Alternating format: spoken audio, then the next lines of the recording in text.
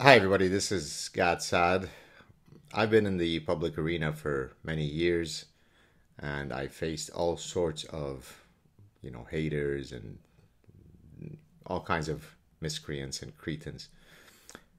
Some of the ones that have been the most dogged in their hatred have been the vegan brigade. Those are the folks who did not like when I tried to argue that there are evolutionary reasons why humans have evolved to consume animal protein, and I had offered a nomological network of cumulative evidence in support of my position, but they came after me for days on end, and it was really quite something. Then another group that I have faced that has been very rough have been the pronoun brigade. When I told the story of my wife being empathetic and kind and not wanting to hurt someone's feeling, not knowing how they should be addressed. It was a story of kindness and empathy and sensitivity. Then I think it was something like 26 million tweet impressions later and thousands of insults and threats and so on because I was a bigot and so on, and she was mentally deranged, my wife, and again it was a story about compassion and kindness, that she was frozen, that she didn't want to make a faux pas. It showed how sensitive she was. And then a few days ago, I posted a clip which resulted from the stories with Whoopi Goldberg, where she said some really, uh, you know, grossly inappropriate things about the Holocaust. But I said she shouldn't be canceled. She shouldn't, I mean, people can say stupid things, and we address it and we move on. So my position was that she shouldn't be canceled. And then the Joe Rogan thing happened with the N word, and so I posted a set of tweets where I was saying, look, stop mythologizing this word. We can't say it. We can't, it's a, right? And I said, it's wrong to, hurl any insult at anyone, but rise above it. Don't be a perpetual victim. Don't engage in hysteria, right? Some people use the N word to mean friend. Some people use it in rap songs. Some people are grotesque racists and use it in the inappropriate way. But certainly the way Joe Rogan had used it in the montage was not due to racism. I know Joe, as you know, he's a personal friend of mine. He's not racist. And so I was saying, rise above this constant victimhood status. It was a message that was meant to empower people, to say, you're stronger than the ones who hurl hate at you. It was a message of positivity. And I contextualize it in the context of, the Jewish history of oppression, saying, look, if anybody knows our history, meaning the Jews, and knows my personal history, then I come from a place where I can talk about victimhood. And yet I rose above it. Over the past 2 years, if I took a montage, if I sat for the next 10 hours collecting all of the hate that I've received, typically from noble people of color, but really a level of orgiastic hate, I mean, anti-Semitic hate, all kinds of hate for, because I was a bigot, I was condoning the use of the N word. Of course, I was arguing the opposite of that.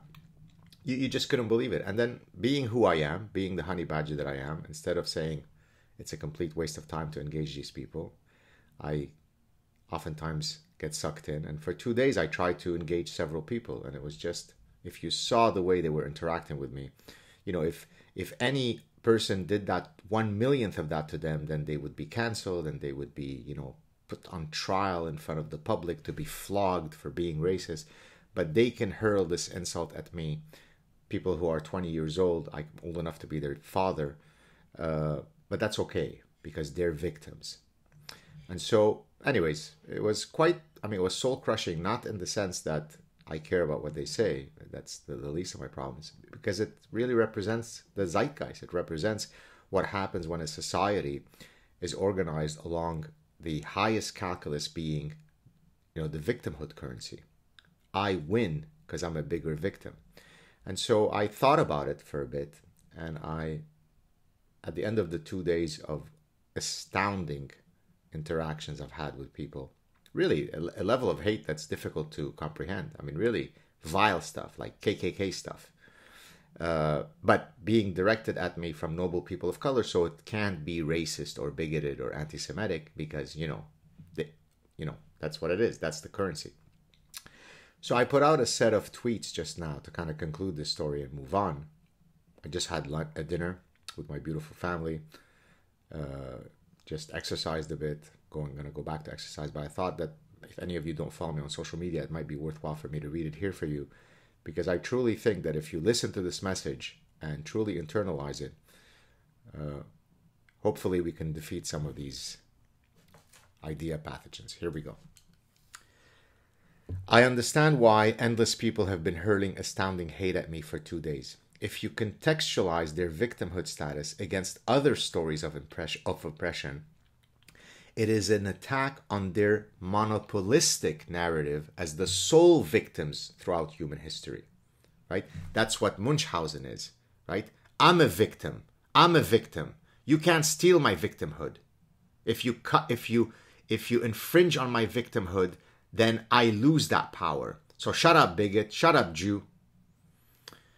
My family fled execution in Lebanon. My grandparents fled Syria. My wife's family fled Lebanon. Her grandparents fled the Armenian genocide. Of course, never mind the Holocaust. But we should shut our mouths because only one group is a victim. And if you say otherwise, you are a bigot. Shut up, Jew. The reality is that I've experienced more horror on a given Tuesday in my childhood than most of the Twitter outrage has collectively faced in their entire lives. And yet, I've overcome my tragic past. I recognize my story, but I move on. My revenge in life is to live a good and dignified life. A life of compassion, strength, and individual dignity. I don't wallow in the tragedy of my early life, but I recognize it and conquer my past. I am preaching this message to all people. It's a message of positivity, strength, and resilience. And yet, I've been called horrifying things for 2 straight days. Why do I do it? Because I care about deontological principles. I care about individual dignity. I care about personal agency. Hence, I try to inspire people to rise above the hate that they face. I'm not condoning hate. I'm saying if you face the hate, go like this and move beyond it. And yet, I'm apparently Adolf Hitler. By the way, one person wrote, there were many, one person wrote, a noble person, how does the smell of Auschwitz feel for you, or something like that. Imagine someone writing that to you. I truly don't think that we are going to win this battle of ideas. I waste countless hours trying to do the right thing, but ultimately I stand alone. Time to have dinner with my beautiful family. I now have had that dinner. Good luck. So again, the point is to tell people, look, there are many, many people who've had either tragic personal histories, they were abused when they were children. My story growing up in Lebanon is a really, really ugly story. Way uglier than anything who's hurled insults at me has ever faced in terms of any bigotry they faced in the United States. By definition, they're not even on the same planet. I recognize my story of my childhood. It is part of who I am. But then I argue it's my overcoming it that makes me the person that I am. Right? 25 years I spent after escaping Lebanon waking up with massive nightmares. Okay? But I've overcome it. I'm now 57. I do good things in my life. I recognize that there's endless hate. I recognize it because I see the stuff that's coming at me from noble people who wouldn't know hate like the one I've come from in the Middle East. And so what I'm saying to them is, you're bigger than that. You're stronger than that. Screw the haters. Don't let the N-word shackle you. You're stronger than that. That's a message of hate or a message of positivity. That's a message of personal dignity. Nobody can touch you. No bigoted racist hurling a stupid insult at you could ever get to you. Isn't that a message that we want our intellectual leaders to be preaching? Personal agency, personal freedom, personal autonomy, individual dignity. And yet, again, if I show you the hate that I've received, imagine if I were walking on the street and 5 or 6 of those folks were to recognize me. I wouldn't be getting pummeling of the version of the Twitter mob. I would be getting physically pummeled. Is that the kind of society you want to live in? How about you politely engage me?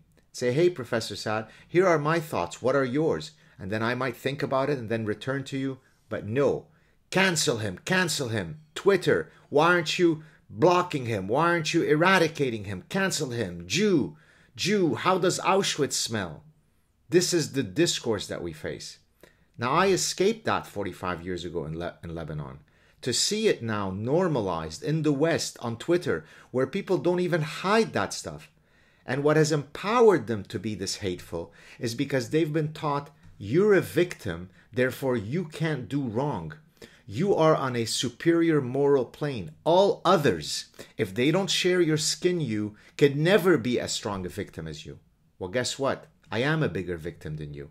And what defines all the good that I do in the world is that I've overcome that victimhood.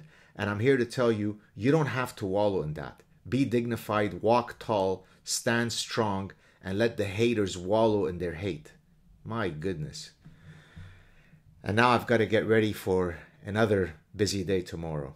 Have a good day, everybody. And if you support what I do, and if you believe in the message of unity, anti-tribalism, anti-hate that I preach, then consider supporting my channel and my work in any way that you can. Cheers, everybody.